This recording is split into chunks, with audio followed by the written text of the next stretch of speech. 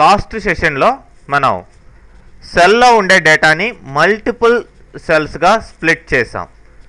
అలా కాకుండా సెల్స్లో అంటే మల్టిపుల్ సెల్స్లో ఉండే డేటాని సింగిల్ సెల్గా ఎలా మెర్జ్ చేయాలి అనేది ఇప్పుడు చూద్దాం. సో దానికి ఒక ఫైల్ని ఓపెన్ చేయండి. సో ఇక్కడ చాప్టర్ 9లో మెర్జింగ్ అనే ఒక ఫైల్ ఉంది. సో ఇందులో ఫస్ట్ నేమ్ లాస్ట్ నేమ్ అనే ఫీల్డ్స్ ఉన్నాయి. మరి ఈ రెండింటిని కలిపి ఇంకొక కాలంలోకి తీసుకురావాలి, మెర్జ్ చేయాలి. మరి ఇప్పుడు ఇంకొక కాలంని ఇన్సర్ట్ చేయండి, ఇన్సర్ట్ ఎంటైర్ కాలం. సో కొత్త కాలం ఇక్కడ రావడం జరిగింది. సో ఇప్పుడు లాస్ట్ నేము ఫస్ట్ నేమ్ రెండింటిని కలపాలి. ఫస్ట్ నేమ్ ఇస్తాను equal to Andrea ampersand symbol ఇవ్వండి Abrahams. So first name last name రెండు యాడ్ అయ్యాయి. ఎంటర్ ప్రెస్ చేయండి. సో ఏమైంది, రెండు కలిపి రావడం జరిగింది. ఇప్పుడు డబుల్ క్లిక్ చేస్తే మొత్తం వచ్చేస్తాయి.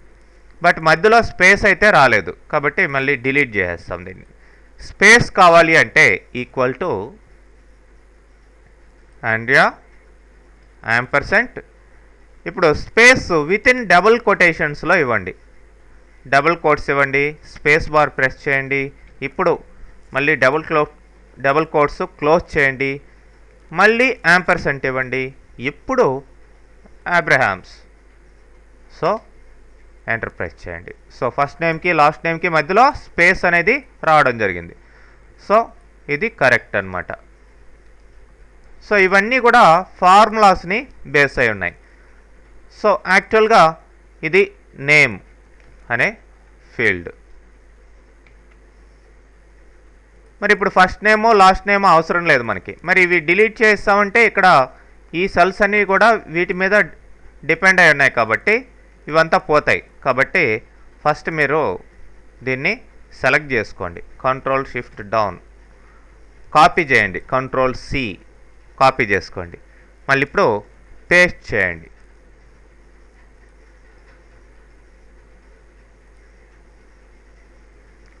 Paste values, that's all. ఇప్పుడు చూడండి పైన వాటి యొక్క ఫార్ములా లేదు, డైరెక్ట్గా వాటి యొక్క వాల్యూస్ రావడం జరిగింది. అంటే ఇప్పుడు వీటిని రిమూవ్ చేసినా కానీ మనకి ఈ నేమ్ అనే ఫీల్డ్కి ఏమీ ఇబ్బంది లేదు. ఎస్కేప్ ప్రెస్ చేయండి.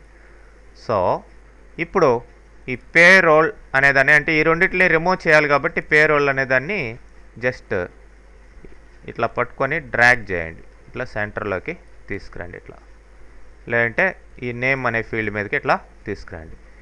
ఈ లోగోను కూడా ఇలా తీసుకురండి. సో ఇప్పుడు ఈ రెండు కాలమ్స్ పైన సెలెక్ట్ చేసి రైట్ క్లిక్ చేసి డిలీట్. సో రిమూవ్ అయిపోయాయి. ఇప్పుడు ఈ పిక్చర్ని కావాలంటే ఇట్లా డ్రాగ్ చేసుకుంటే మనకు కరెక్ట్ అయిన డేటా ఇప్పుడు రావడం జరిగింది. ఈ విధంగా మల్టిపుల్ సెల్స్లో ఉండే డేటాని సింగిల్ సెల్లోకి మెర్జ్ చేయొచ్చు.